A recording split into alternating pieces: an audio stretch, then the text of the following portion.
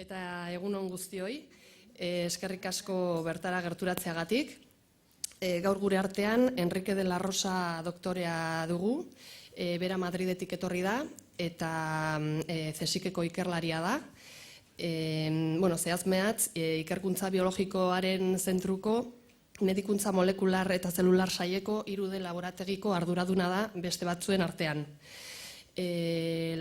Laborategi hontan 20 urte baino gehiago daramatzate erretinako zelulen heriotza zelularra aztertzen.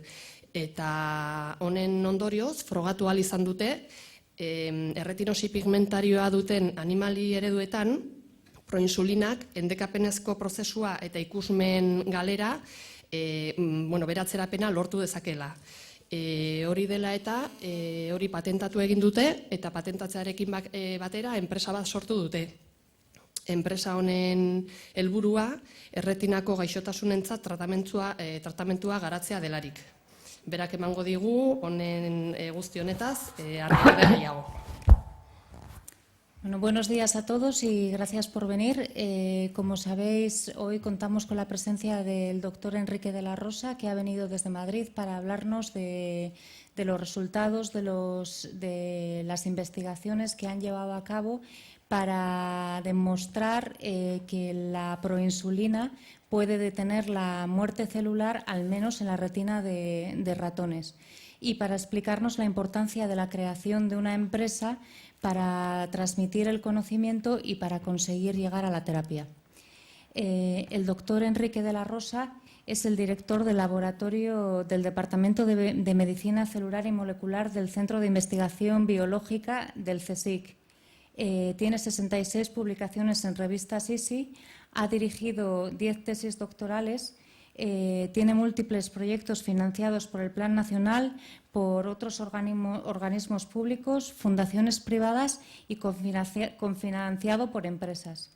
En el 2008, Fundaluce le concedió un premio a su labor investigadora. Y bueno, antes de cederle la palabra, queremos agradecerle en nombre de todo Beguisare que nos haya atendido tan amablemente, que haya aceptado nuestra invitación y sobre todo que esté investigando en algo que es tan importante para nosotros. Ahora se lo explicará él, pero ayer tuvimos la oportunidad de hablar con él y es muy, muy esperanzador lo que nos contó. Gracias.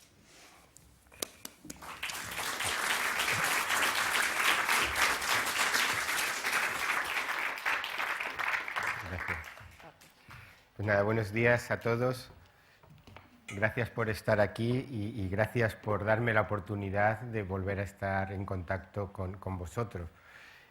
A lo largo de la charla espero enseñaros algunas cosas, espero que quede claro que os tengo muchas cosas que agradecer y espero que quede claro que hay esperanzas, pero no os quiero dar falsas esperanzas. Es una enfermedad compleja, ese será uno de los hilos argumentales. Es una enfermedad donde muchos tenemos que luchar y aunque os voy a contar principalmente nuestro trabajo, quiero dar también pinceladas de otros abordajes, porque al ser una enfermedad compleja hay que abordarlo desde muchos puntos de vista.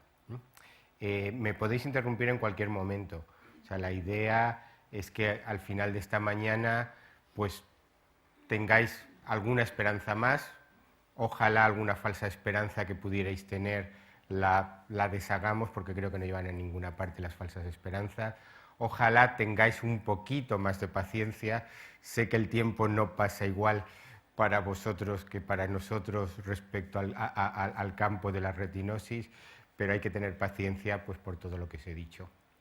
Empezando por el tiempo, yo en el año mandé a Itziar una reseña de un artículo que escribí para Fundaluce, pues era una contrapartida al premio que nos dieron al grupo. Entonces, en ese artículo pues explicaba que en el año 2000 entré en contacto tanto conceptual como personal con la enfermedad. Del año 2000 a finales del año 2011, en el año 2000 no sabía qué era la retinosis pigmentaria, no lo sabía. Del año 2000 al año 2011 empezamos a trabajar en retinosis, presentamos una patente, decidimos crear una empresa. También a lo largo de la charla os daré alguna pincelada de por qué una empresa. Y el jueves de la semana pasada, el jueves 10, parte de la gente de la empresa, yo no pude ir por otros motivos, estuvieron en la Agencia Española, en la Agencia Europea del Medicamento, en la EMA, empezando a negociar. Fue la primera reunión, habrá más, pero empezando a negociar el protocolo de ensayo clínico. A mí, 11 años me parecen muy poco tiempo. A mí, esos 11 años en algunas etapas me han dado mucho vértigo. Luego volveremos al vértigo, porque es un paso rápido, es un desarrollo rápido. Yo hace 11 años estaba investigando otras cosas, ahora os contaré un par de ellas, y en los últimos 4 años pues he tenido que aprender del mundo de las empresas, salir a buscar dinero. La empresa la fundamos el 6 de julio de 2007, está en Navarra, la fundamos en Madrid el día del chupinazo, así que estaba dirigida a irse a Navarra, obviamente, si se funda el día antes de San Fermín, ¿no? Y he estado haciendo cosas que jamás en mi vida pensé que iba a hacer. Aprendiendo de campos, metiéndome en el campo financiero, que no os hace falta que os diga lo inestable que es. Entonces, bueno, me ha dado vértigo, lo he seguido haciendo, me ha parecido muchas cosas nuevas, muchas cosas muy rápidas, y bueno, pues a ver si ahora os logro transmitir a vosotros que es un ritmo razonablemente rápido. Ojalá pudiéramos ir más rápido, pero es bueno ir cumpliendo una serie de fases, que esa va a ser el otro hilo conductor de la charla. Que veáis cómo es que veáis un poquito más, supongo que algunos lo conocéis algo, otros no lo conoceréis, cómo es el desarrollo de un tratamiento, para que veáis que las fases que hay que cumplir es importante cumplirlas por vuestra seguridad, por aquello de que no sea peor el remedio que la enfermedad. Entonces, hace falta trabajar mucho, hace falta dinero para poder hacer todos esos experimentos y hace falta transmitiros algo de esperanza y algo de paciencia. A ver dónde he dejado. Os repito, me podéis interrumpir en cualquier momento. Quiero que os llevéis 3 o 4 ideas claras de esta mañana y no soltar yo aquí una charla y luego agradeceros lo bien que lo estoy pasando en Donostia, pero no es la principal razón de estar aquí. He tomado una frase, ayer, por desgracia me lo he perdido, era un acto de vuestros compañeros de Fundaluz en Madrid, tuve que tomar el avión para venir aquí, y este es el lema de Fundaluce de este año: abre tus ojos, la investigación es la llave.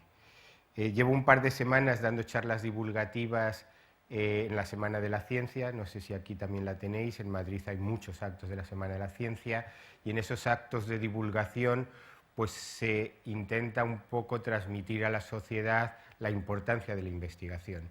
Parece ser que los científicos tenemos buena consideración, pero a la hora del retorno por parte de financiación ahí hay un desfase. Es decir, tenemos buena consideración, pero se pone a nuestra disposición bastante menos dinero del que es necesario para ser competitivos en la investigación actual. Entonces, esa es una parte de la labor de la Semana de la Ciencia, dar a conocer lo que se hace, porque es obligación nuestra que la gente que nos financia, vosotros, sepáis lo que hacemos, pero hay que un poco modular el retorno, es decir, vale, buena imagen, qué majos son los científicos, pero necesitamos más fondos, mirar lo que hacemos y mirar para qué queremos dinero. Yo creo que por lo menos aquí con vosotros no había estado nunca, obviamente algunos de vosotros sí habíais ido a actos donde yo he participado. En general, y esta frase es un ejemplo, no hace falta convenceros de lo importante que puede ser la investigación. Sois de los colectivos en esta sociedad española que más convencidos estáis de que la investigación quizás sirva para algo. Y eso también os lo quiero reforzar. Aunque no hace falta convenceros, sí manteneros en vuestro apoyo a la investigación y vuestra reivindicación de investigación. Os he dicho que hay que tener paciencia porque es una enfermedad compleja. Posiblemente muchos de vosotros lo sabéis, pero nunca está de más repasar un poco la complejidad. Y aquí lo que tengo es una tabla clasificada, pues posiblemente por la manera más común de clasificarla en el momento actual.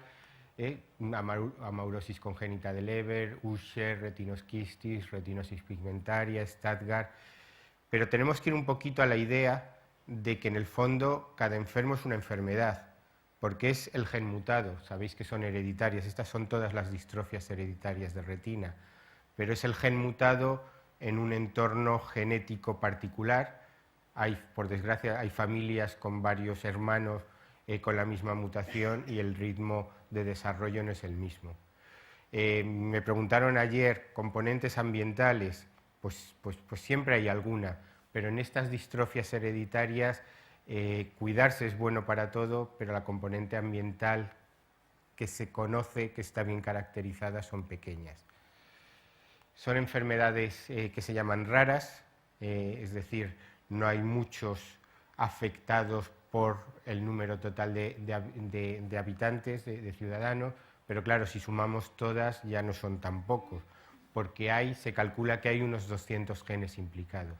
Mutaciones en 200 genes, esto es casi el 1% del genoma humano, dan problemas hereditarios de visión, porque con unos patrones u otros, en todos estos casos, el tener la mutación es una seguridad de que se va a ir perdiendo vista poco a poco o no tan poco a poco. Pero no quiero dejar de comentar otro tipo de problemas de retina, porque a veces, por suerte o por desgracia, sería discutible, lo que atrae el desarrollo de fármacos nuevos, de medicamentos nuevos, no son las enfermedades raras, sino las enfermedades muy prevalentes. Y hay algunas características comunes con otro tipo de enfermedades que estas sí suenan a todo el mundo. La retinosis pigmentaria a mí no me sonaba en el año 2000, o las otras enfermedades tampoco, pero estas sí suenan, como son la retinopatía diabética, el glaucoma, la degeneración macular asociada a la edad. Antes estábamos hablando de incidencias de un afectado cada 3.000, 4.000, 10.000, 20.000 personas. Ahora estamos hablando de incidencias del 1% casi para glaucoma, del 7-8% para retinopatía diabética. En personas de cierta edad, por ejemplo, por encima de los 80 años, un 12, un 14% de las personas desarrollan degeneración macular. Hace un par de semanas que fui a un congreso de oftalmología, por encima de los 85 años hablan del 50% ya de personas con problemas de degeneración macular. ¿Qué tienen en común? Pues que se afecta la visión. Tienen también en común, y ahora lo veremos, procesos celulares, con lo cual, aunque no sea directamente extrapolable el tratamiento de unas y el tratamiento de otras, puede haber vías que sirvan para tratar ambas y beneficien pues, tanto a unos como a otros. En estos casos, la susceptibilidad genética existe, pero no hay claras, salvo algún mínimo caso, algún caso muy singular, no hay asociación con genes como en las distrofias hereditarias, y lo que sí hay es factores ambientales, pues entendiendo la edad como un factor ambiental, es decir, a lo largo de la vida pues, se acumulan problemas. La diabetes pues también es un factor, digamos, no genético, porque tampoco hay susceptibilidad, pero no hay genes estrictamente, hay un par de genes, pero pocos estrictamente asociados a diabetes, y lo mismo con el glaucoma. Un punto que sí os quería hacer conscientes en vuestra labor de lucha también con los poderes públicos es la discapacidad causada por la suma de las cegueras, no solo por la hereditaria, sino también por el otro tipo de ceguera. Y esto es una tabla que me dio Jordi Camí. Jordi Camí es el director de un proyecto de Alzheimer en Barcelona, Barcelona Beta, y él, claro, ha destacado la parte que hace referencia a las demencias preseniles. Entonces, dentro de la población occidental, los años de vida con discapacidad causados por Alzheimer y demencias parecidas son el 12% del total. Él no destacó, pero yo sí destaco, con ceguera es casi el doble. Es decir, a nivel social, el impacto personal, el impacto familiar, pero el impacto económico y el impacto social es muy alto, es muy alto. Entonces, esto en determinados foros es importante sacarlo. O sea, si estamos hablando de economía sostenible, discapacidades, ley de dependencia, pues es importante, aunque no haya dinero durante los próximos años, como ya nos avisan algunos candidatos, pues tener en cuenta que va a hacer falta dinero para esto o va a hacer falta disminuir la dependencia debida a pérdida de visión. ¿Qué hay detrás de un fondo de ojo como este que bastantes de vosotros tendréis? Esta es pues, la primera definición que hay de retinosis pigmentaria, porque es una degeneración con acumulación de pigmento en la parte periférica de la retina. Pues hay un proceso celular que de nuevo es complejo. Un proceso celular complejo. No es común, este proceso que os pongo aquí no es idéntico para todas las degeneraciones, pero sí es el más frecuente. Y de hecho, pues os identificaréis en parte con él. En las enfermedades genéticas se nace con la mutación, es decir, hay ya una mutación que va a hacer que a lo largo de la vida se afecte la retina. Pero durante una parte importante de la vida no hay daño en la retina, no hay daño histológico. Tenemos la retina con sus conos, sus bastones, sus conexiones, y esa retina que tiene la mutación y que probablemente no está funcionando al 100%, no sufre ni procesos de pérdida de célula ni procesos de pérdida de función. Poco a poco se van dañando las células, por ejemplo los fotorreceptores, y en un primer paso pues hay acortamiento de lo que se llama el segmento externo, el segmento que es sensible a la luz, luz tenue los bastones, luz de color intensa los conos.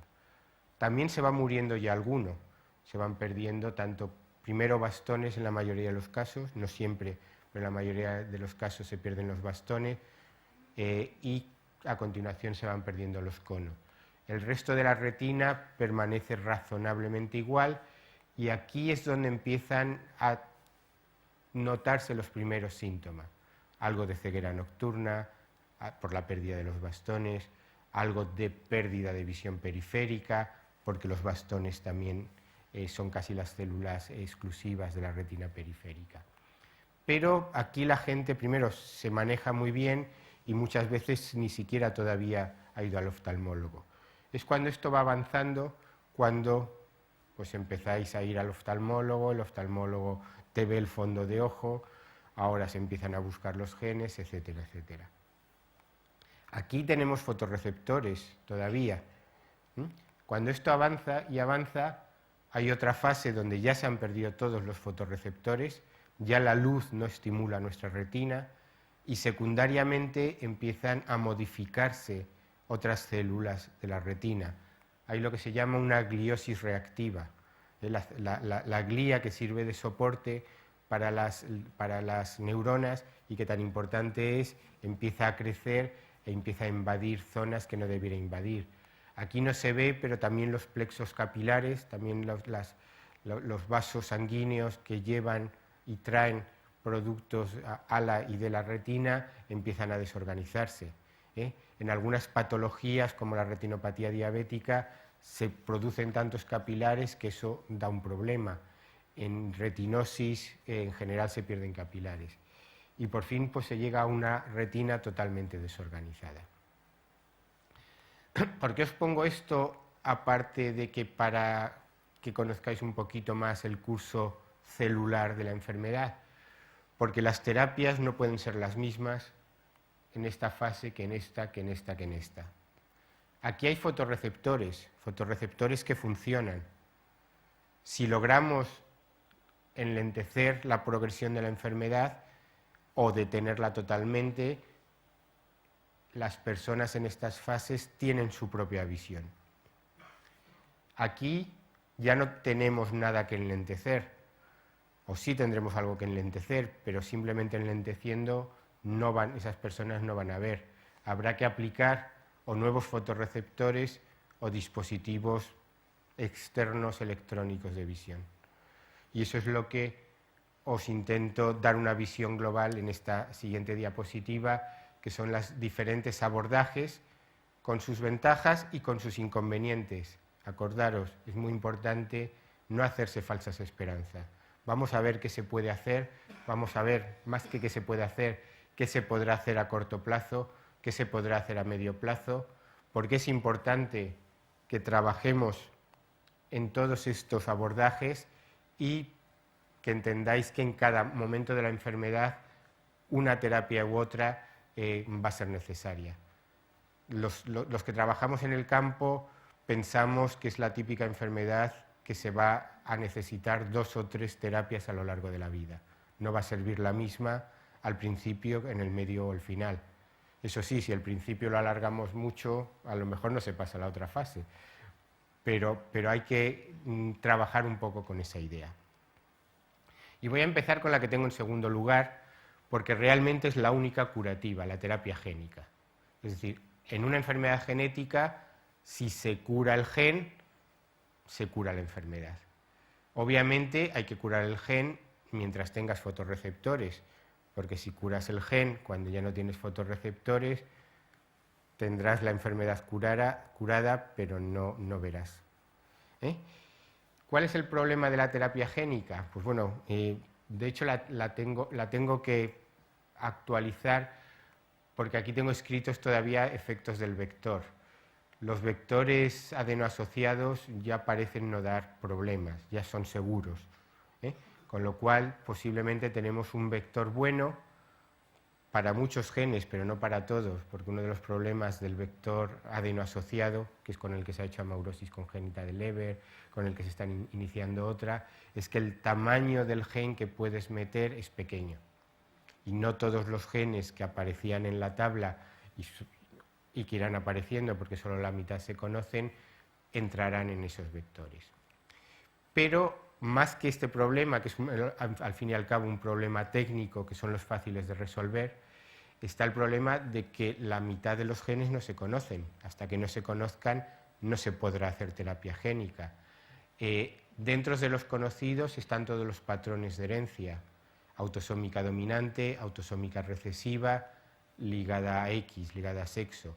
Entonces hay que ir casi con una terapia gen a gen y a lo mejor persona a persona, porque hay genes que tienen muchas mutaciones. Entonces es un trabajo que hay que hacer. Es un trabajo, si habéis visto alguno o habéis atendido algún seminario donde se hablen y se expliquen los casos de amaurosis congénita de Leber, es impresionante. Pero claro, la amaurosis congénita de Leber es de las fáciles, porque es una de las enfermedades donde los fotorreceptores no se mueren, con lo cual en cuanto se reintroduce el gen vuelven a funcionar, y que además con reintroducir una copia del gen sano, aquello vuelve a funcionar. Entonces, obviamente se ha empezado por lo más fácil, sería tonto empezar por lo más difícil.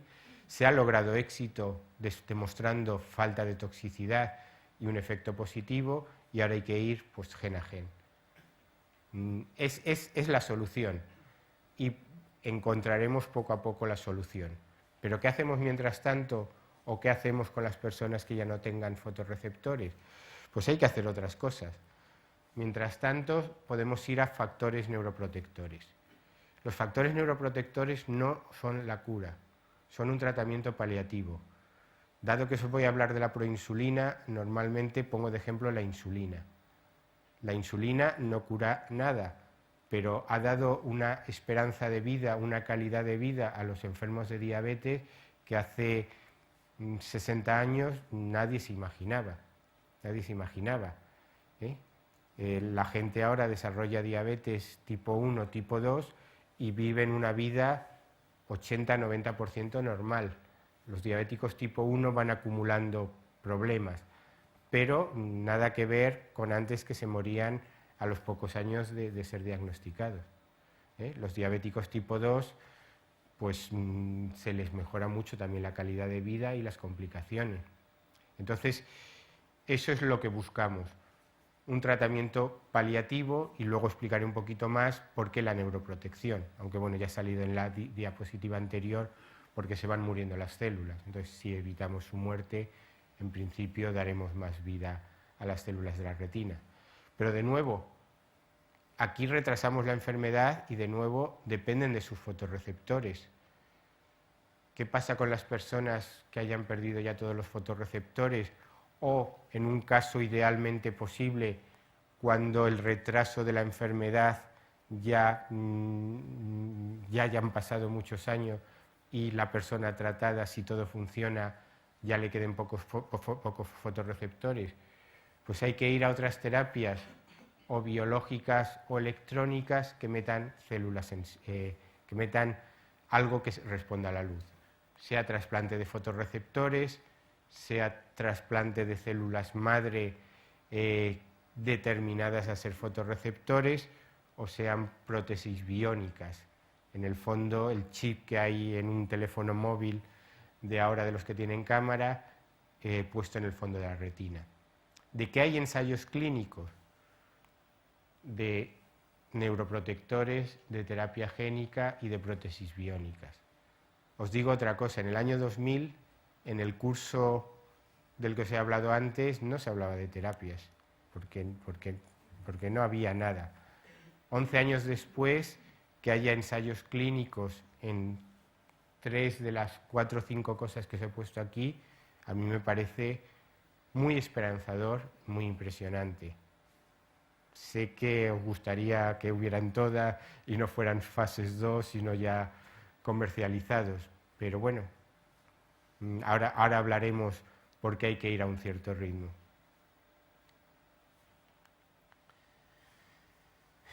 Esto es la razón por la cual el ritmo no es tan rápido.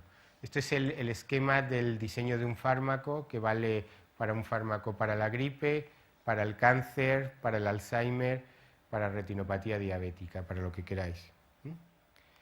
La primera fase es identificar la enfermedad y ver de qué depende la enfermedad. Os acabo de decir que en el caso de las distrofias hereditarias hay 200 genes.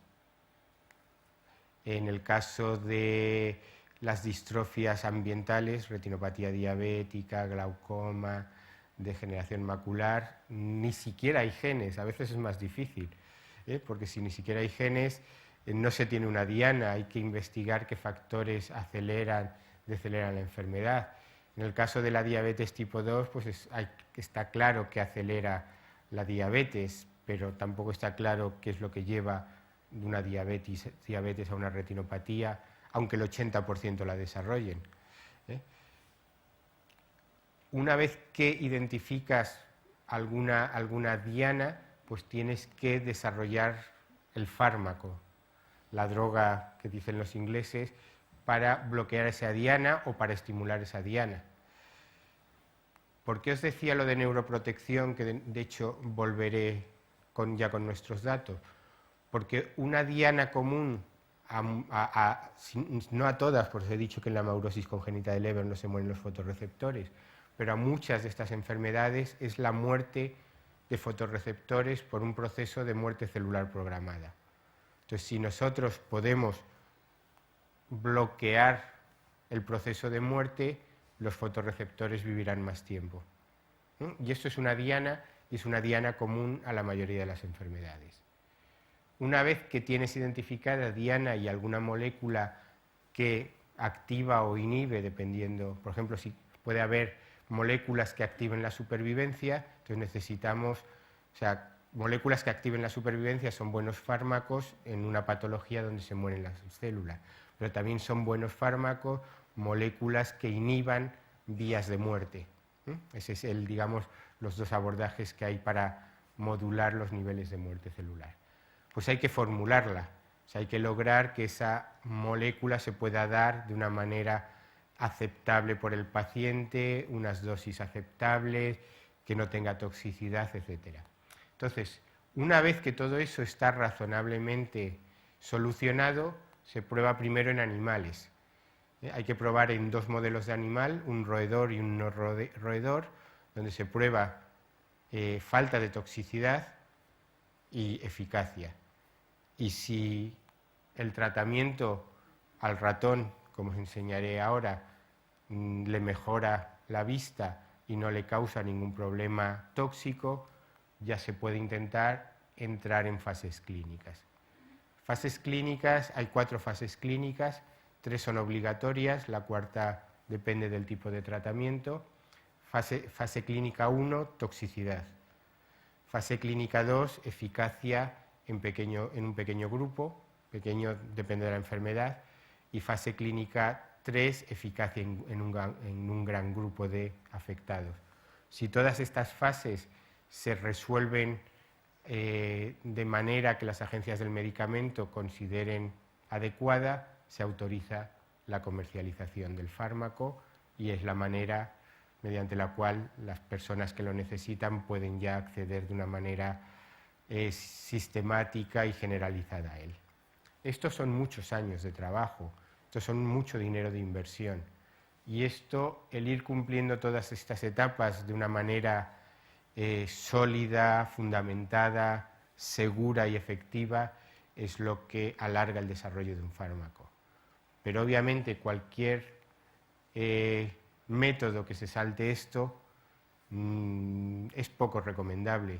Yo me acuerdo de la primera época donde en los foros científicos o médico-científicos no se hablaba de tratamientos, siempre coincidías con alguna persona afectada que se había ido a Rusia a que le hicieran una operación de no sé qué, que se había ido a Cuba a que le hicieran otra operación.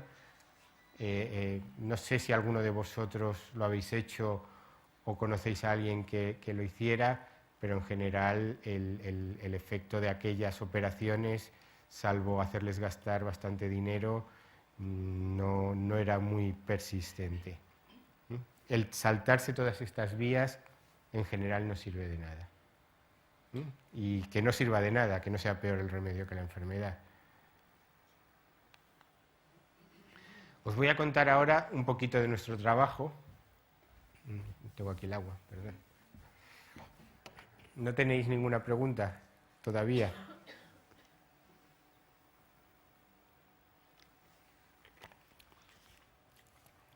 Os voy a contar ahora un poquito de nuestro trabajo que ha intentado cubrir parte de estas fases y por qué ahora os contaré luego al final, porque ahora estamos intentando cubrir el resto de las fases.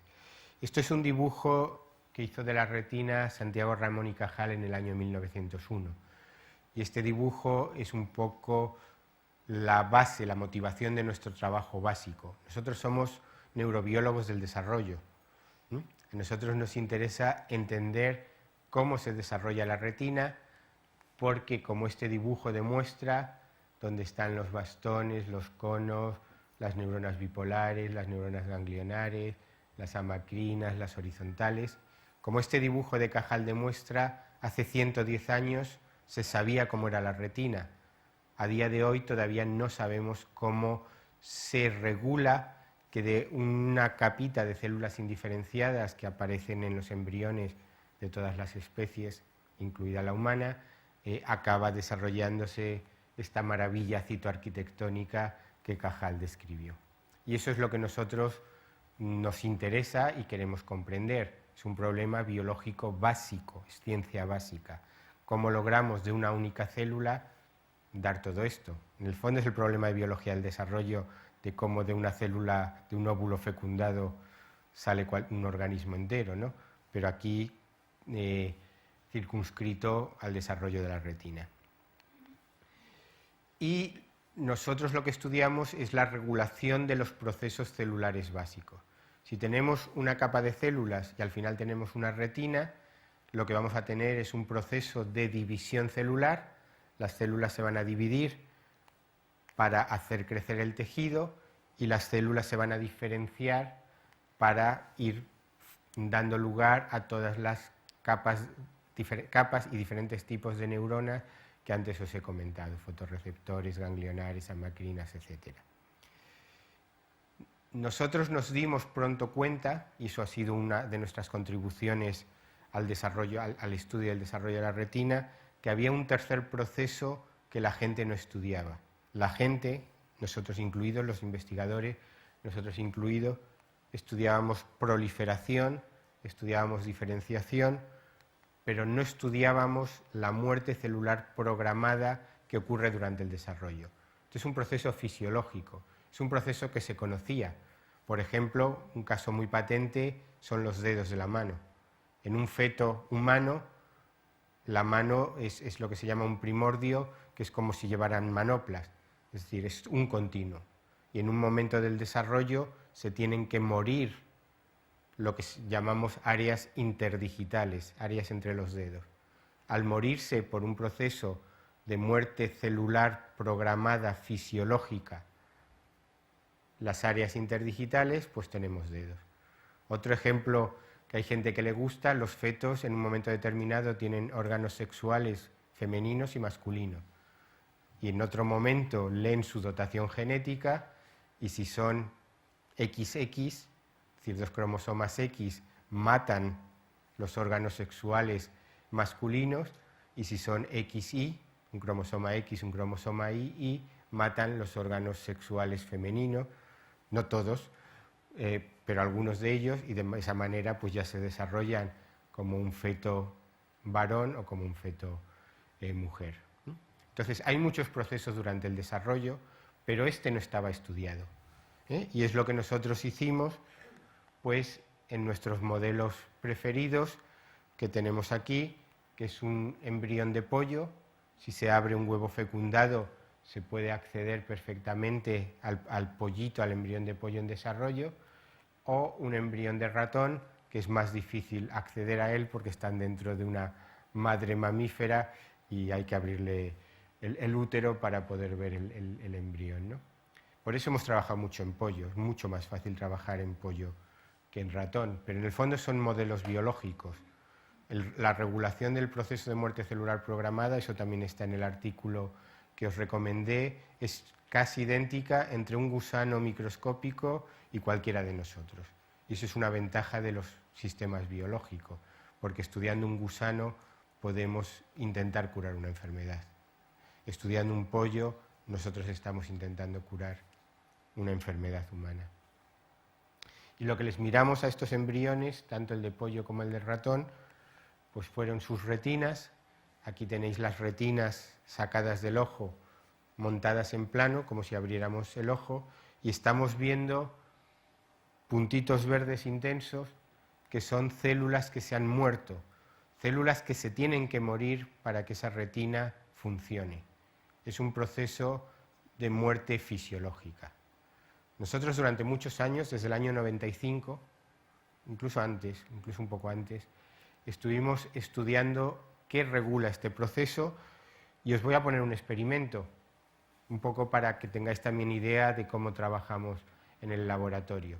Hemos buscado qué moléculas, qué señales regulan este proceso y la manera de probarlo tiene sus complicaciones técnicas, tiene sus complicaciones experimentales, pero tiene una lógica muy aplastante, es una lógica cartesiana. Es decir, si tú crees que una molécula hace una cosa, si la quitas, lo que hace dejará de pasar. Y si pones más de esa molécula, lo que hace lo hará en mayor proporción. Eso es lo que se llama mutantes de exceso y defecto de función. Si ponemos más, tenemos que encontrar más función, si quitamos, tenemos que perder la función. Entonces nosotros aquí lo que hicimos es bloquear la proinsulina.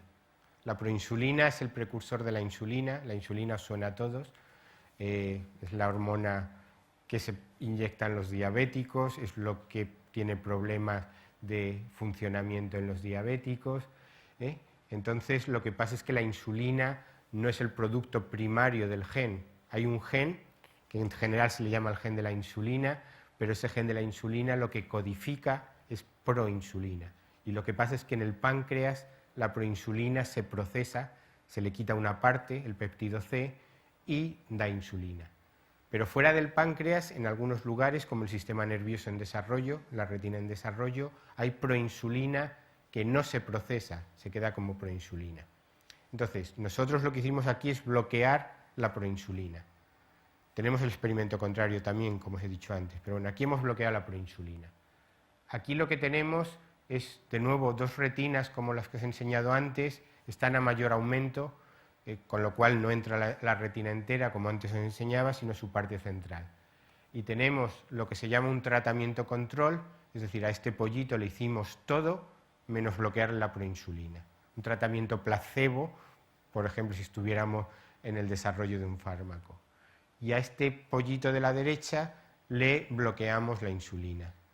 Los puntos verdes arriba, no miréis todavía abajo para no confundiros, los puntos verdes arriba son células muertas. Entonces, si frente al control bloqueamos la proinsulina, hay más puntos verdes, hay más células muertas. Entonces, ¿qué es lo que estaba haciendo la proinsulina si al quitarla hay más células muertas? Pues estaba rescatando de la muerte. Pero ahora mirar abajo. Estos son secciones. Ya no es una retina montada en plano, sino hemos cogido una sección, pues como el dibujo que os he enseñado de Ramón y Cajal. Y aquí, aunque son puntos verdes, no son células muertas, son neuronas. Esta retina están generando las nuevas neuronas durante el desarrollo. Entonces, si al pollito le hemos tratado placebo, no le hemos hecho nada, salvo abrir la cáscara, echar algo allí, pero no hemos hecho nada, veis que tenemos todas estas neuronas. ¿Qué pasa si hemos bloqueado la insulina? La proinsulina, perdón, que tenemos muchas menos neuronas. Entonces, con este experimento y otros muchos, lo que pudimos llegar a la conclusión es que la proinsulina estaba rescatando de la muerte a neuronas recién nacidas. La proinsulina es un factor de supervivencia para neuronas jóvenes que se generan en la retina. Pero os acabo de decir hace un momentito que los mecanismos de muerte están muy conservados. Están conservados entre un gusano y nosotros, y están conservados entre el desarrollo de nuestra retina y muy probablemente la muerte patológica, la muerte programada, lo mismo, muerte celular programada, pero que en vez de fisiológica, como es aquí, es patológica. Y eso es lo que nos llevó un paso más adelante. Como os decía aquí, habíamos demostrado que la proinsulina protegía de la muerte celular programada durante el desarrollo. Estas son las retinas que os he mostrado antes y este es el esquema de la proinsulina, la estructura molecular. Entonces, en este momento nos preguntamos si la proinsulina podría proteger de la muerte celular patológica. ¿Por qué nos lo preguntamos? Pues porque ya había ido al curso de la Fundación Duques de Soria, porque ya había entrado en contacto con asociaciones de pacientes y ello me estimuló a decir, bueno, es una pregunta científica, es una pregunta interesante, pero a lo mejor no me la hubiese planteado.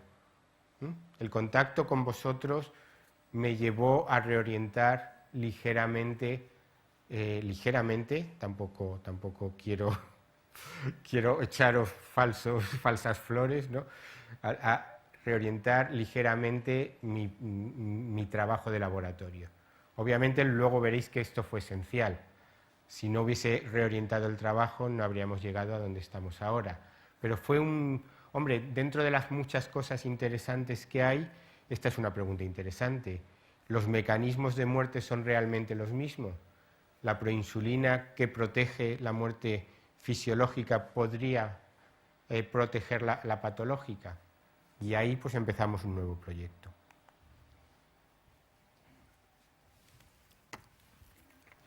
Si tenéis alguna pregunta, repito que me la podéis ir haciendo. Yo, por ejemplo, tengo miopía magna con neovasculación. ¿Es aplicable eso para lo mío o no tiene nada que ver uno con otro? Creo que no. No, porque los procesos de vascularización no los podemos prevenir con proinsulina. Otra cosa es que hay una pérdida secundaria de neuronas a la vascularización, como puede pasar en diabetes. Entonces ahí necesitaríamos una terapia combinada. Eso, si quieres, al final hablo un poco de otros proyectos que hemos iniciado, porque nosotros más que para miopía magna lo estamos pensando para retinopatía diabética, que se dan los dos problemas, neurodegeneración y neovascularización. Bueno, aquí tenemos otra vez el esquema de desarrollo de un fármaco. ¿Y nosotros qué habíamos hecho con nuestro proyecto de desarrollo? Pues aterrizar un poco aquí en medio. Teníamos una hipótesis de que la prevención de la muerte celular programada podía ser una diana para las degeneraciones de retina. Teníamos una molécula optimizada por millones de años de evolución. La proinsulina aparece en este gusanito también. De hecho, el gusanito se llama Caenorhabditis elegans, en donde se definió el proceso de muerte celular programada. Y ese gusano tiene 11 insulinas, para que os hagáis una idea. Tiene 11 moléculas que hacen función de insulina. Lo que no sabemos es cuántas funciones tiene la insulina en nosotros. De momento sabemos 2. Bueno, de hecho ya sabemos 3. Luego a lo mejor al final os la cuento. Una, la metabólica, regular los niveles de glucosa, y otra, la de factor de crecimiento, controlar los niveles de muerte. Entonces, teníamos la molécula optimizada a lo largo de millones de años de evolución, teníamos una hipótesis de molécula de diana terapéutica, y lo que teníamos que hacer es demostrar que eso realmente era una diana terapéutica de la enfermedad. Vale. Un punto importante, esto también es digamos, un poco, quiero también a lo largo de la charla ilustraros un poco de cómo resolvemos problemas. Tú a un ratón no le puedes preguntar si ve o no ve, ¿no? Bueno, se lo puedes preguntar, otra cosa es que te conteste. Entonces, afortunadamente a los ratones se les puede hacer un electrorretinograma como a vosotros, o como a mí si algún día me tienen que hacer un electrorretinograma. Y lo bueno del electrorretinograma es que es totalmente objetivo. Es decir, se da un flash de luz y se ve si esa retina ha convertido la luz en una señal electroquímica. Esto es un punto esencial para poder trabajar con un modelo de enfermedad. Tener una manera de ver cómo progresa la enfermedad, tener una manera de ver si un tratamiento acelera, enlentece el progreso de la enfermedad. Y esto es lo que hace para nosotros, porque lo continúa haciendo Pedro de la Villa. Pedro de la Villa es un electrofisiólogo de la Universidad de Alcalá de Henares que ha adaptado el equipo de electrorretinografía al ratón. Antes os he hablado de dinero, por no hablaros de dinero sin fundamento. Un aparato de electrorretinograma para ratón vale más que un aparato de electrorretinograma para humano, porque para humanos se hacen cientos de miles, para ratón se hacen 20, 30, 40 al año. Entonces, eso es muy curioso, que dices, bueno, está todo, en oftalmología, pues hay aparatos para, el OCT, la tomografía de coherencia óptica, saldrá en un par de diapositivas. Te caes de espaldas porque vale el aparato para ratón 10 veces más que el aparato para humanos. Y ya vale el aparato para humanos, pero claro, el otro es casi prohibitivo. Bueno, pues lo que hace Pedro de la Villa es poner a un ratoncito en un montaje muy parecido, este tipo de montajes, mete al ratón en una campana de campo completo, donde puede controlar la iluminación de fondo, le pone varios electrodos que obviamente son mucho más pequeños que en vuestro caso, y con unos LED les va dando flashes de luz. Entonces, si ponemos a un ratón sano, que sería esta columna, los ratones nacen ciegos y empiezan a desarrollar visión. Y aquí lo que veis es lo que os decía, la luz se convierte por la retina en un impulso electroquímico. Aquí tenemos dos ratones enfermos, y esto es de nuevo también muy importante en el caso de esta enfermedad.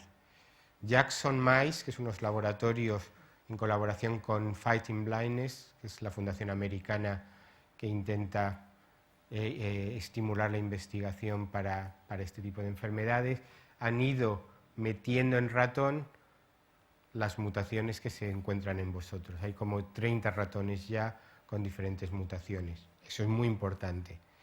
Y aquí tenemos dos mutaciones graves en ratón, posiblemente hasta más graves que en seres humanos, porque aquí hay un ratón que nunca tiene visión. Este es un ratón que nace ciego y sigue ciego. Y esta es una mutación agresiva, ya te digo, más agresiva que en humanos, siempre hay diferencias entre especies, donde el ratón nace normal, ciego, empieza a desarrollar visión y se queda ciego en la adolescencia. Sabéis que hay algunos casos en personas humanas tan rápido, pero no es lo más normal. Afortunadamente, en la especie humana es algo más lento, por término medio. Entonces, este es el curso fisiológico, electrofisiológico de la enfermedad. Y este curso electrofisiológico correlaciona con la estructura de la retina. Aquí tenemos el ratón menos grave, el RD10, un ratón silvestre, un ratón RD10 cuando está a punto de quedarse todo ciego, y lo que tenemos marcado, de hecho este es un trabajo que realizamos en colaboración con Nicolás Cuenca, que también conocéis algunos de vosotros o muchos de vosotros, en rojo están marcados los fotorreceptores. Veis que aquí queda solo una fila de fotorreceptores, la mayoría serán conos, como luego veréis en otro tipo de tinción. Entonces, el ratón no puede convertir la luz en impulso eléctrico porque no tiene las células que convierten la luz en impulso eléctrico. Y no tiene las células que convierten la luz en impulso eléctrico. Ay, perdón, que esta la he puesto hace poco. Ahora vuelvo a ella. No tiene las células que convierten la luz en impulso eléctrico porque se han muerto, por un proceso de muerte celular programada, que en este caso es patológico. Aquí tenemos la retina de un ratón RD10, de un ratón enfermo, montada en plano. Los puntitos verdes son células muertas, células apoptóticas, que es como se conoce también el proceso de muerte celular programada. Y si os pusiera aquí un ratón sano de las mismas edades, no veríais ni un puntito verde. A lo largo de la vida, dependiendo de diferentes cosas, se muere de vez en cuando un fotorreceptor. Pero una persona sana es muy difícil ver muriendo un fotorreceptor. En un ratón joven como este, sano, no se ven muerte de fotorreceptores. Sin embargo, en estos ratones que llevan la mutación hay una pérdida masiva de fotorreceptores.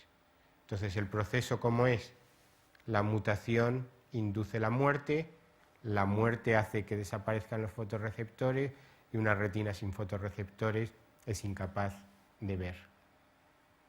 Vuelvo atrás porque he puesto hace poco esta foto para que entendáis otra cosa importante del trabajo con animales.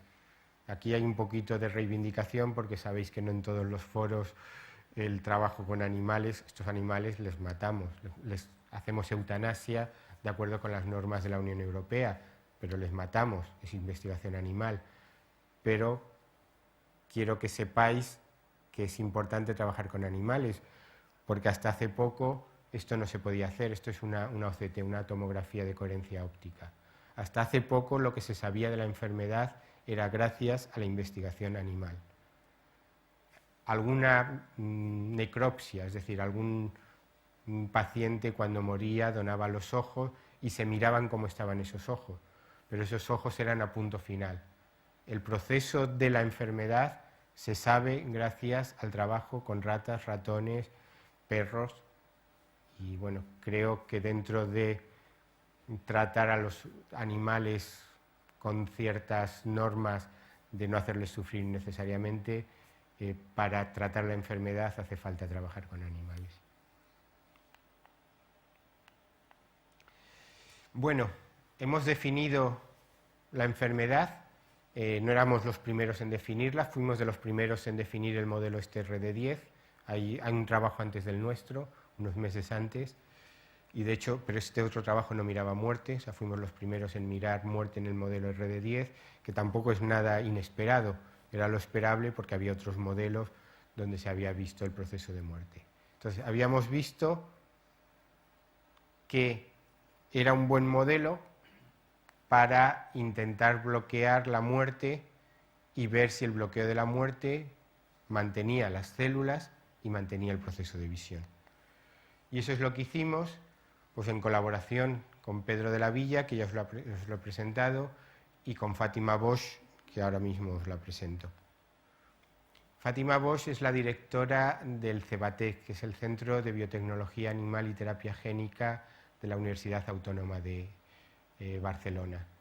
Fátima, de esta foto tampoco hace este esquema, no hace falta que lo miréis en mucho detalle porque es más para explicar científicamente el abordaje. Solo quiero que os quedéis con una cosa.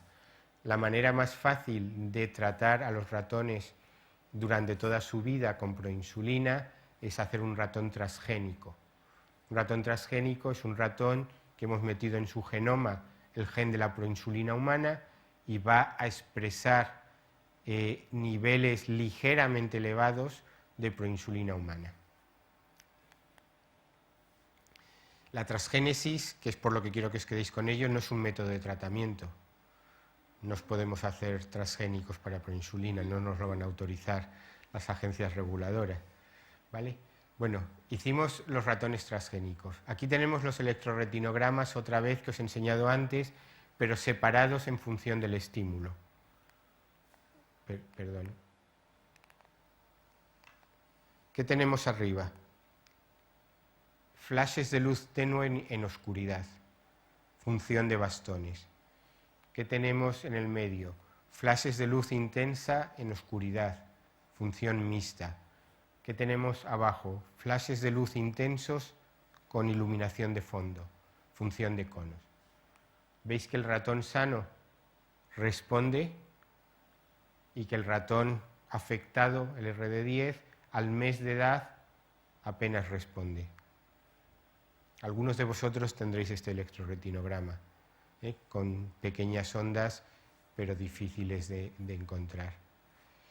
¿Qué pasa cuando a este ratón le tratábamos con proinsulina? Visión nocturna, función de bastones, 50-60%. Visión diurna, función de conos, totalmente preservada. ¿Por qué este ratón veía? Bueno, hemos hecho el proceso al revés. Aquí tenéis ratones con dosis crecientes de proinsulina. Hay una relación dosis-respuesta. Ratón sano. Aquí tenemos los conos marcados en verdes y entre las dos capas de verde están todas las capas de fotorreceptores. Ratón afectado, apenas conos, apenas fotorreceptores. Dosis crecientes de proinsulina, desde dosis muy bajas se rescatan los conos y cada vez vais viendo más células en la capa de fotorreceptores. Estos ratones que se preservaba su visión tenían más conos y más bastones, y tenían más conos y más bastones porque habíamos retrasado el proceso de muerte. No lo paramos, es una enfermedad genética, lo retrasamos. Este era el pico de muerte en el ratón sin tratar, este es el pico de muerte en el ratón tratado. Lo hemos echado hacia edades más tardías. Estamos prolongando la capacidad de visión. Nosotros ya habíamos habíamos demostrado nuestra hipótesis de trabajo. Acordaros, trabajando en desarrollo demostrábamos que la proinsulina era capaz de proteger de la muerte celular programada fisiológica. Trabajando con el ratón RD10 demostramos que la proinsulina era capaz de proteger de la muerte celular programada patológica. Y en este momento nos planteamos si queríamos, podíamos, debíamos hacer algo más. Y aquí ya vuestra influencia no fue tan pequeña como para la reorientación de líneas.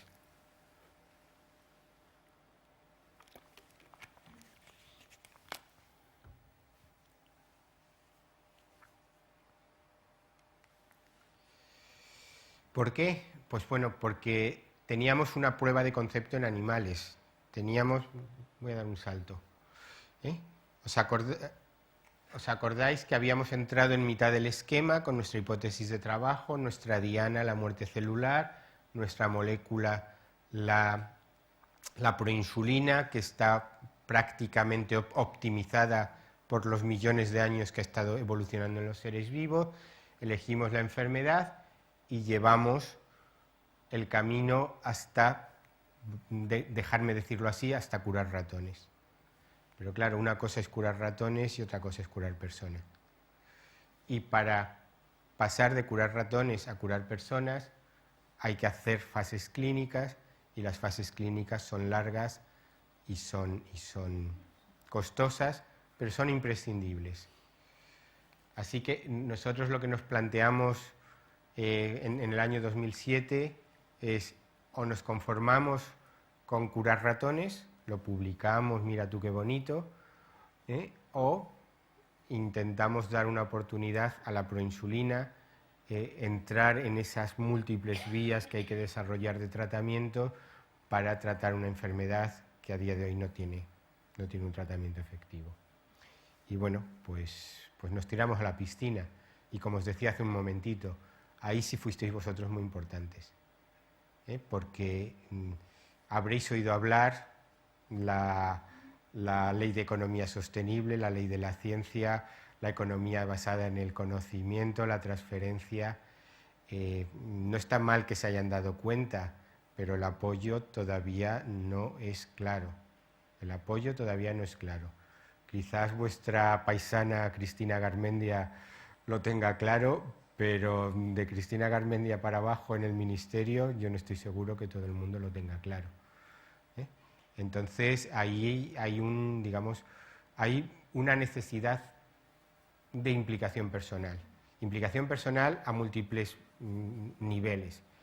Primero, a nivel de que, bueno, que para fundar una empresa hay que poner algo de dinero. Para pedir dinero a los inversores no puedes llegar tú con tu cara bonita, tu traje y tu corbata y decir: mira qué proyecto más fenomenal tengo, pon tú un par de millones de euros. Y dices: ¿y tú qué pones? O sea, hay que poner también algo de dinero. Pero es más, hay que poner mucho de trabajo. Y una de las cosas a la que iba mi comentario anterior es que hacer transferencia no es en vez de hacer ciencia básica y publicar, es además de. Con lo cual, pues he tenido unos añitos complicados.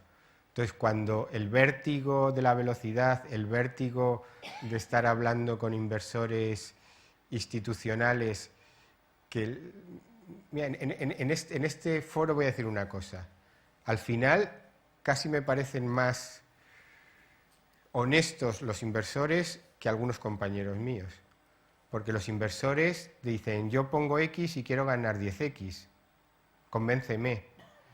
Algunos compañeros míos del laboratorio, del centro, del ministerio te dicen: esto es lo que hay que hacer, pero como yo no entiendo de transferencia, no te valoro el que tengas una patente, una declaración de medicamento huérfano y hayas creado una empresa. ¿Qué me has publicado en estos años? Digo: pues no mucho, porque he estado haciendo otras cosas. Pues te doy la mitad de dinero para investigar. Dices: bueno, pues entendéis, ¿no? Entonces, en esas dudas me acordaba de vosotros. Decía: bueno, no les puedo decir que no. No les puedo decir: mira, como a mí me importa investigar, vosotros que os cure otro. Y eso ha sido muy importante. No sabéis lo importante que ha sido para todas las personas implicadas. O sea, teneros detrás, o delante, no se mire. A veces delante como ahora, a veces detrás, pues cuando vuelva al laboratorio y para el 5 de diciembre tengo que pedir un proyecto para desarrollar un nuevo abordaje y justo acaba, justo antes de un puente, etcétera, etcétera. Y bueno, aunque esté hasta aquí, tengo que presentar el proyecto, porque ahora os contaré un poquito. Entonces, bueno, pues ahí nos lanzamos a la piscina, porque para hacer el desarrollo farmacológico hace falta dinero, y la manera de conseguir dinero es ir a unos inversores y pedirles que pongan parte de la inversión. Ojalá fuera de otra manera, pero es otra cosa que digo también, en general con foros con gente un poco más joven que vosotros, pero creo que también lo puedo decir aquí. Es decir, a los 18, 17 años quería cambiar el mundo, ahora me conformo con curar una enfermedad incurable. No creo que sea mal cambio.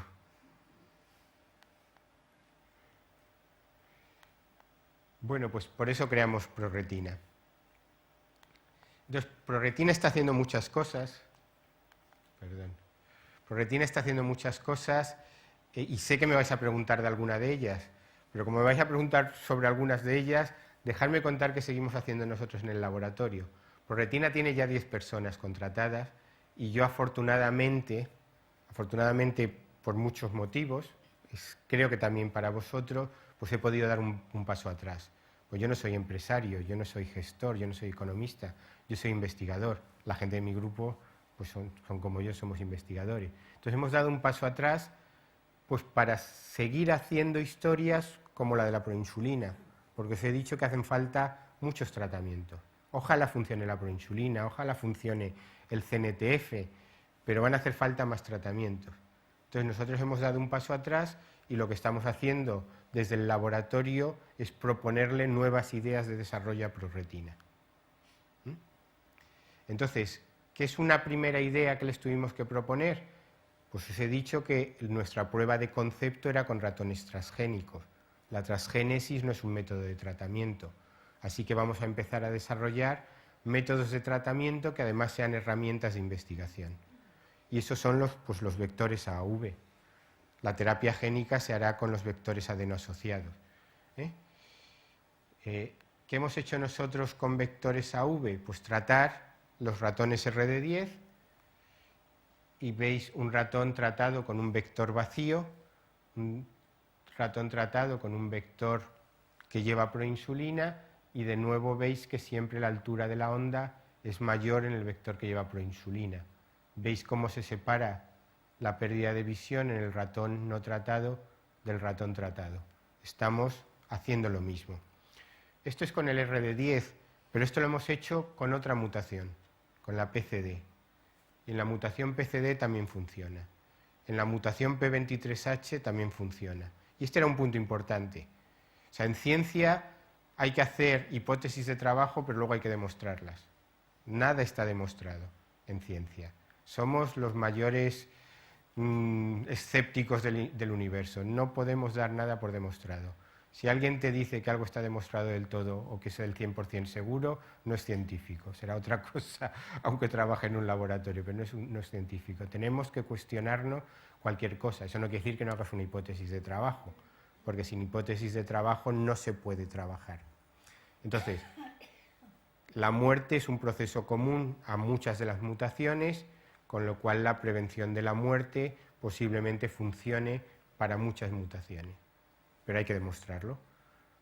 Pues en RD10 funciona, en RD1 funciona, en P23H funciona, en PCD funciona. Son 4 mutaciones diferentes. Obviamente no las vamos a probar en todas las de ratón, pero eso ya nos da una base para acercarnos a los pacientes. Y posiblemente, como os decía, hay que dudar de todo, posiblemente no funcionen todas las mutaciones de todos los pacientes, pero sí es esperable que funcione en un buen número de mutaciones.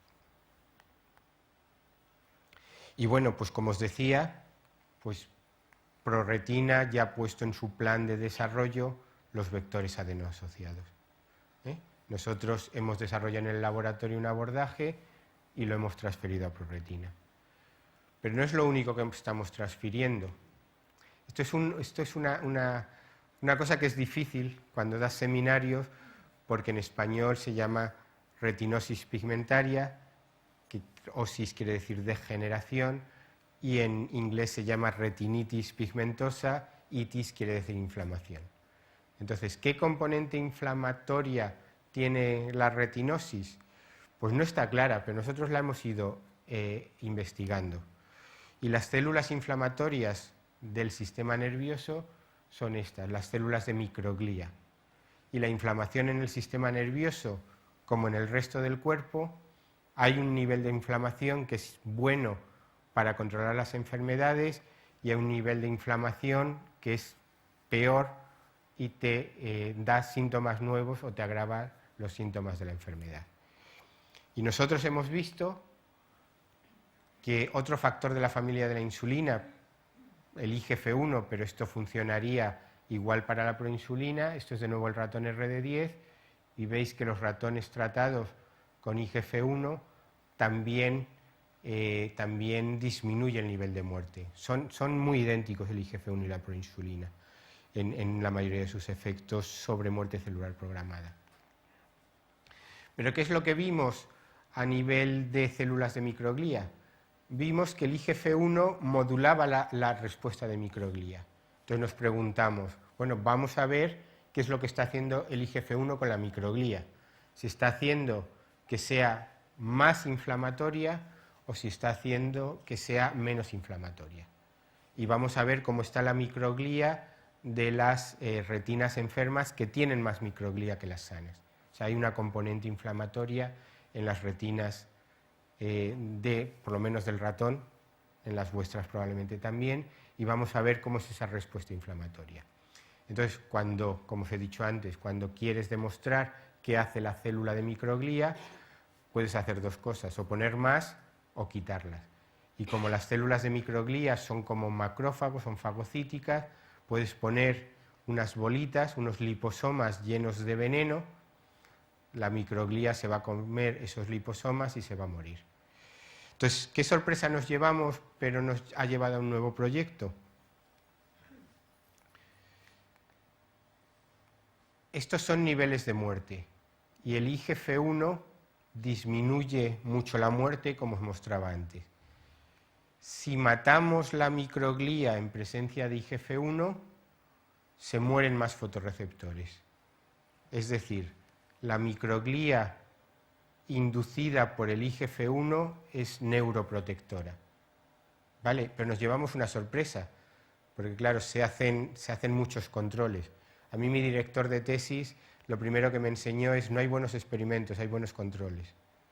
O sea, que un experimento te diga algo depende de que hayas hecho los controles precisos. Entonces, ¿qué pasa si tratamos la retina enferma con el veneno de la microglía? Pues sorpresa, sorpresa, disminuimos la muerte. Es decir, la situación es muy compleja. Tenemos una respuesta inflamatoria que mata fotorreceptores y tenemos una modulación de las células inflamatorias que salva fotorreceptores.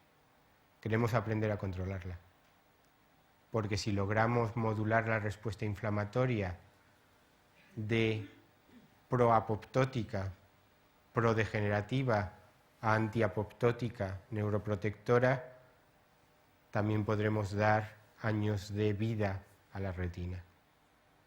Entonces, este es un campo que se está intentando modular en todo el cuerpo humano. Seguro que habéis oído pues, los problemas de inflamación casi para cualquier enfermedad. Entonces ahí estamos pues, hablando con compañeros que entienden de inflamación para intentar desarrollar este proyecto.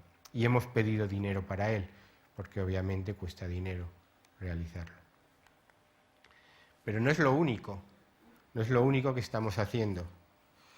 Estamos en un consorcio con Solider.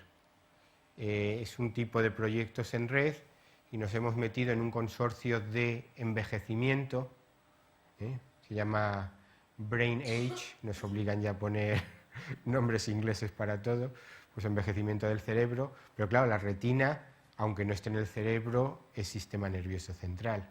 Y nosotros lo que queremos aprender es qué procesos de envejecimiento se dan en la retina normales, lo que se llama fisiopatológico, es decir, el envejecimiento es un proceso normal. Podemos retrasarlo también y ver cuáles de esos procesos, o más que retrasarlo, atenuarlo, envejecer mejor. Pero cuáles de esos procesos se dan de manera acelerada en procesos degenerativos de la retina, porque los podremos modular y a lo mejor también con esta vía podemos retrasar algunos años la pérdida de visión. ¿Pero qué más? Pues hemos logrado un proyecto impacto. Un proyecto impacto es un proyecto de colaboración con empresas. Y este proyecto impacto es para glaucoma. Aquí estamos utilizando, digamos, la otra estrategia de vamos a empezar a acercarnos a enfermedades prevalentes, pero si os leo el título, dice desarrollo de fármacos, desarrollo de fármacos neuroprotectores y varoprotectores para el glaucoma. El proyecto es muy bonito porque el glaucoma tiene dos componentes, un exceso de presión intraocular que mata células. Y a día de hoy solo hay algunos tratamientos que disminuyen la presión intraocular. Pero incluso cuando la presión intraocular está disminuida, hay una muerte residual de neuronas ganglionares. Tenemos algunos posibles candidatos que hacen las dos cosas. Y eso sería un abordaje muy bonito porque con un único tratamiento te va a bajar la presión y te va a proteger las neuronas ganglionares. Pero la muerte de neuronas ganglionares es por las mismas vías que la muerte de fotorreceptores. De hecho, nosotros lo que vemos en desarrollo es muerte de células ganglionares. O sea, hemos ido de muerte de células ganglionares fisiológica a muerte patológica de fotorreceptores. Probablemente el camino es más directo de muerte patológica de neuronas ganglionares a muerte de fotorreceptores. Y es un camino que queremos andar. Ojalá lo andemos, ojalá sirva para la gente de glaucoma y ojalá sirva para alguien más que la gente que tiene glaucoma. Y lo que no me ha dado tiempo de meter, porque empecé a trabajar ayer en ello, es un pequeño consorcio de la Unión Europea, donde un grupo del Instituto de Química Médica del Consejo tiene varias moléculas contra dianas en la vía de muerte. Antes, rápidamente os he dicho que una vez definida la vía de muerte como diana de la protección de fotorreceptores, podíamos aumentar las señales de supervivencia, que es lo que hace la proinsulina, o inhibir señales de muerte. Las vías de supervivencia-muerte siempre tienen los dos brazos. Hay cosas que aumentan la muerte y cosas que disminuyen la muerte. Entonces, este grupo de química médica tiene varias moléculas que disminuyen la muerte, es decir, ataca a dianas que específicamente matan células. Y creemos que puede ser interesante probar sus moléculas en el marco de la retinosis pigmentaria. Así que ayer empecé a escribir un proyecto para presentar el 5 de diciembre en un mini consorcio de la Unión Europea. Entonces, pues eso es lo que hacemos. Eso es lo que hace mucha gente, no mucha, pero otra gente en España, lo que hace otra gente en el grupo. Pues en España ayer le estaban dando el premio Fundaluce a Carmen Ayuso, que hace caracterización de genes. Es muy importante la caracterización de genes a la hora de seleccionar pacientes, a la hora de entender los mecanismos de la enfermedad, a la hora de hacer las terapias génicas. El año pasado le dieron el premio a Paola Bobolenta. Paola Bobolenta es una compañera del Cajal que estudia desarrollo de retina. Y estudiando desarrollo de retina ha ido definiendo dianas que se podrían tocar para retrasar procesos de muerte. José María Frade, también en el Instituto Cajal, también tiene este tipo de abordajes. Y en todo el mundo pues hay investigadores que un poco intentan compaginar las dos vías, es decir, ir conociendo cómo son los procesos biológicos básicos y gracias al conocimiento de cómo son los procesos biológicos básicos, entender qué se desregula en los patológicos y cómo podemos volver a establecer el equilibrio. Yo os comentaba al principio que he dado varias conferencias en la Semana de la Ciencia. Entonces hay una foto que no me he atrevido a traer, pero la voy a comentar. Y no me he atrevido a traerla porque una vez me echó una bronca Luis Palacios porque hablé de neuroreparación. Entonces dice, no, yo no soy un coche, a mí no me tienes que reparar, a mí me tienes que curar. Toda la razón del mundo. Pero no es tan diferente. No es tan diferente. Quizás la palabra no es la mejor utilizada, pero el concepto de saber cómo una vía es fisiológicamente controlada y repararla en el caso patológico, pues no es un mal símil. Entonces, la foto que yo he enseñado en algunas charlas divulgativas, obviamente no a pacientes, aunque a lo mejor había alguno, es la de un coche desmontado. O sea, yo era el típico niño y no tan niño que desmontaba los juguetes y me sobraban piezas. Entonces, quiero acabar con esto para que entendáis que hay que combinar todo. O sea, la enfermedad es compleja, pero el abordaje de la investigación para una cosa compleja también es complejo. Y yo os he necesitado teneros detrás, pero también necesito el gusanillo de la investigación. Lo siento que sois muy importantes, pero necesito también el gusanillo de la investigación. Y yo como veo mi labor investigadora, he sido capaz de desmontar la retina. Bueno, es un decir porque falta mucho por saber. Pero yo sé ahora cómo se hace la retina, que hay un proceso de muerte que no estaba controlado, que no estaba estudiado, que regula ese proceso de muerte. Si realmente lo he entendido bien, si realmente la he desmontado bien, seré capaz de montarla. No sé si logro que me comprendáis. Espero que algunos sí logre que me comprendáis. Pero son las dos cosas que han sido esenciales en estos 11 años que llevo trabajando con vosotros, trabajando para vosotros. El tener una motivación por el conocimiento, porque si no la tuviera no sería capaz de trabajar, y el tener una motivación personal de decir, es importante lo que hago por conocer y porque va a solucionar problemas importantes, problemas graves, problemas de personas. Entonces, este es el grupo. Bueno, el grupo ya hace un año, ya hay algunos cambios, somos un grupo grande y obviamente con una dinámica fuerte. El grupo lo codirigimos Flora de Pablo y yo mismo, somos 5 investigadores en plantilla, entre 15 y 20 personas nos movemos. Y es importante el grupo porque nos permite cubrir muchas cosas, y es importante el grupo porque cuando yo me he pasado un par de años buscando dinero para ProRetina, pues había gente que hacía parte del trabajo que yo estaba dejando de hacer, y eso es importante. Y esta es una foto también antigua ya de ProRetina. Estamos Flora y yo porque somos asesores científicos, no somos, aparte de fundadores, asesores científicos, inventores de la patente, etcétera, etcétera, no somos nada de ProRetina, entre otras cosas porque la legislación actual no nos deja ser nada de ProRetina, cosa que también tiene su aquel, ¿no?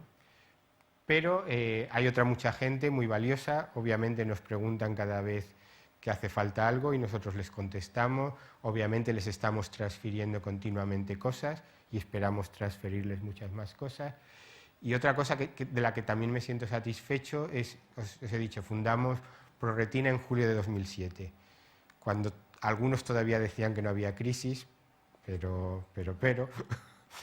Y en estos 4 años, que sabéis cómo está la economía, pues ProRetina ya tiene 10 personas, 6 de ellas son doctores.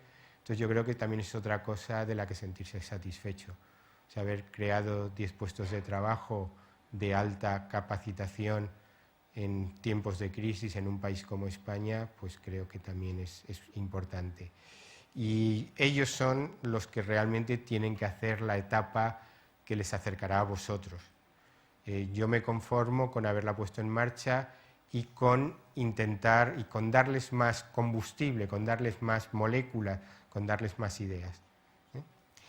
Y bueno, pues muchas gracias a todos vosotros. Con esto acabo mi charla. Espero haberos transmitido 3 o 4 ideas que os acordéis de ellas durante unos pocos años. Espero haberos transmitido algo de paciencia, algo de esperanza. Espero haberos disminuido alguna falsa esperanza, que no son buenas para nada. Y muchas gracias por vuestra atención. No se puede